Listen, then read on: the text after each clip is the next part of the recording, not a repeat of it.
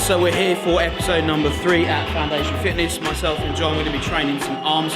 We've just done our little cardio warm-up on the way in, so we're ready, we're primed.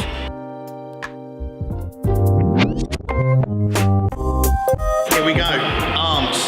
A few little things you're going to see me and Ross do is if you look at how the arms function as a hinge joint, they go like this kind of angle. So what we want to do is we want to be able to emulate that with the dumbbells, come up, supplement the wrists, and keep everything solid. You won't see us doing this unless we decide to go super, super heavy for a bit of A to B.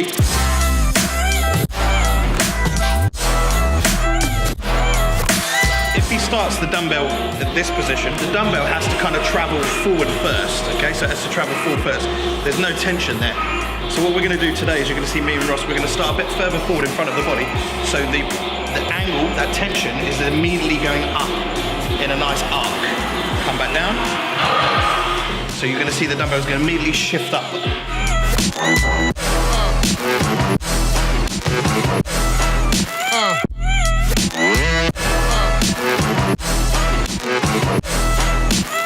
Biceps, we wanna work through the full range of motion. The bicep fully lengthens back here in this position and fully shortens, Ross, all the way forward and up here. People find it really, really hard to get the biceps quite short and find it really, really hard to contract. So you might have to go and focus on the movement that allows you to shorten the bicep head first. So if you can't really feel your biceps, you can't get them cramping up, can't get them pumped with blood, then go practice on some cable movements, push the palm up and shorten the bicep as much as possible.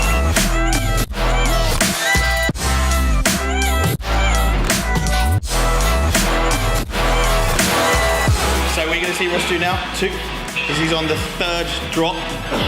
He's going to 8 reps. He's contracting from the bottom. So right at the bottom of the movement, if you have a little look, he's going to squeeze his bicep to move. Squeeze.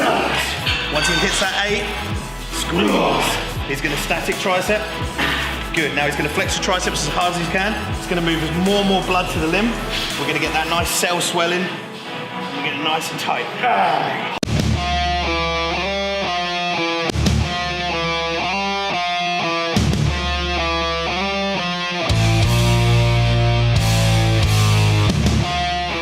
No messing about, just get it done. We put a little rest pause in there because about halfway through I hit the wall, pump got a little bit too extreme. It doesn't mean you put the weights back. Just hang, rest, keep hold of the weight. 5-10 seconds, then go again, finish the set. It's not cheating, it's a rest pause.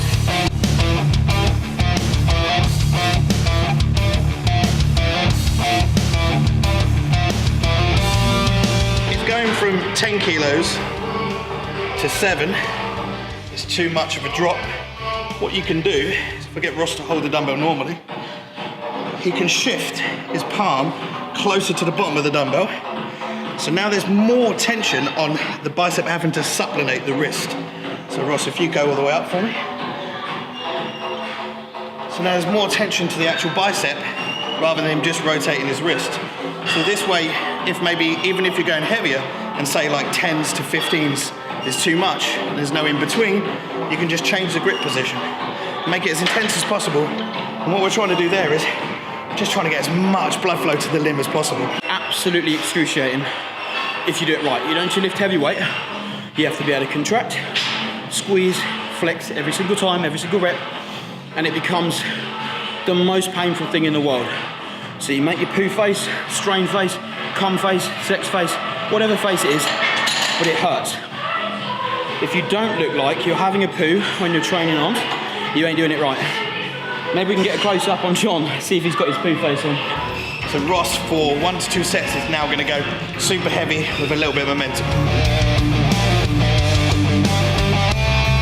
So that's a set where you want to feel the CV system kicking in, cardiovascular, out of breath, and struggling to get the weight up. There is no form on that because you're lifting much heavier than you normally should. So when we see John do it, you're going to see the elbow move, the knees bend, and the body twist. But it's just a warm-up set, and then we revert back to form once that bicep's full of blood.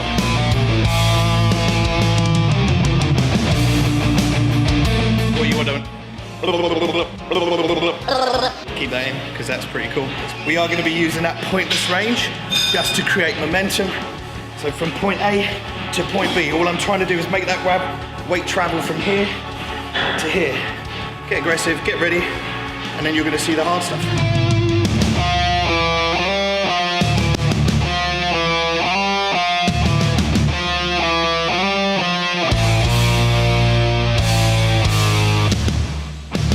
We're still taking in the amount of volume that we need to meet. Today we're kind of going through doing a little bit more than what's needed, because every now and then a little peak in volume is not a bad thing. So quite an extended warm-up over on the dumbbells. And again, we've gone straight into the working sets with triceps.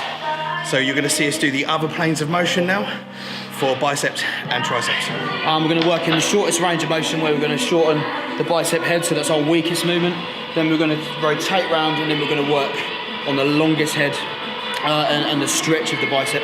So we've worked on the middle, we're going to work on the top weak range and the bottom stronger range. Talking about that arc that we were talking about over on biceps, he's just trying to work in this plane of motion. Nice, all the way up, comes up, gets the bicep tight, and it contracts down. Good. Comes up, bicep tight, good, contracts down. This is one of the most common mistakes I see in the gym. You might want to pan out, but this is what I tend to see. Loads of elbow movement. Okay, so the elbow coming all the way forward. You see so many guys doing this movement. Keep the elbow, as John's just mentioned. Imagine a nail through the elbow, stuck into the side, squeeze, and then stretch back up. There should be no forward and backwards motion.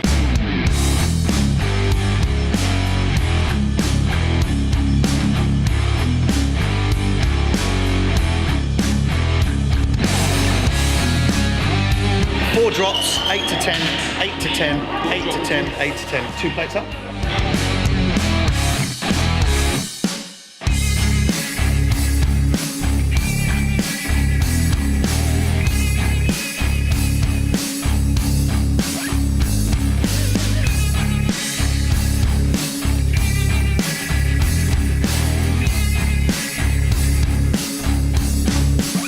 Again, another good intensifier, Evan. Ross is going to statically contract after this. His bicep, flex his bicep, is going to lengthen this tricep. And again, we're funneling more blood into the limb.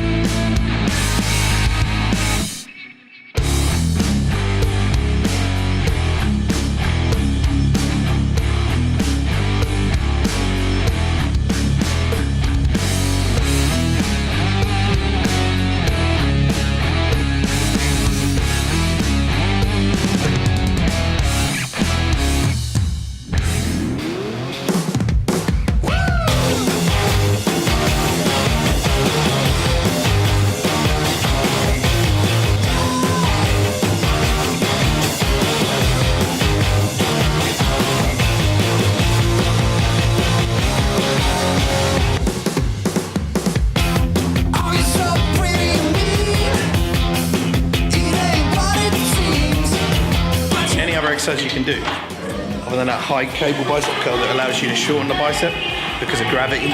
So you can't really do it with dumbbells. You need a small frame or a frame to be able to shorten it right up there. Wow. So Ross has got a slightly better range of motion than me. He can really knot up. I have to go single arm if I want to get it really, really short.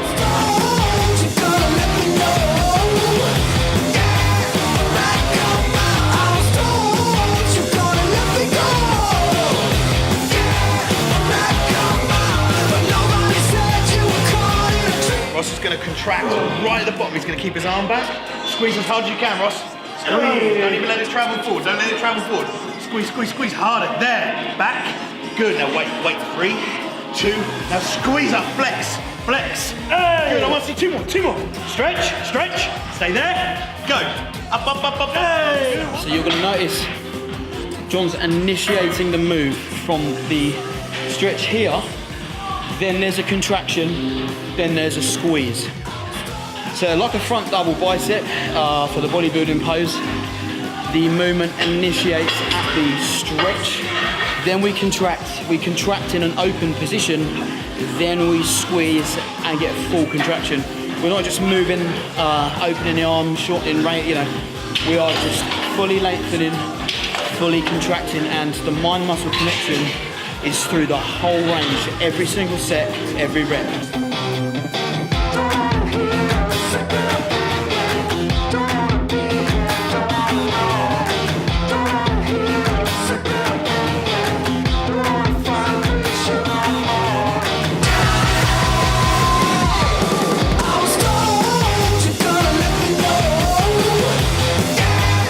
See him do, he's going to work the long head of the tricep now. So we're going to just do 2 planes of motion for triceps. This is the second one. He's going to make sure as he comes down, this bicep contracts, agonist muscles here. So as this contracts, this lengthens. Remember that, as the bicep squeezes, the tricep lengthens, and then the opposite way around. 10 controlled reps, 10 fast. Old cameraman, Super Joe's going to put exactly what we're doing right below.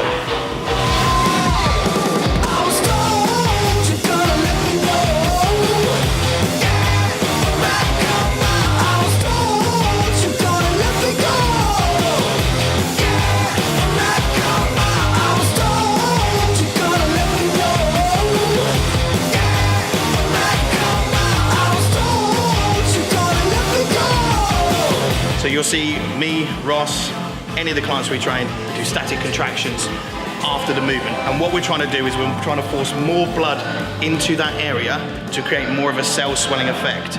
Phenomenal as well when we're drinking our amino acids, because what we're doing is we're taking those amino acids and we're putting them into the area with all that blood. So we create cell swelling, we create the ability to be able to contract and get more tissue damage. So if you look, there's quite a lot of research, and you'll see that doing actual contractions, static contractions, triggers a more hypertrophy-based effect post-exercise movement. If you feel a bit embarrassed about doing statics after the exercise, then fuck off home.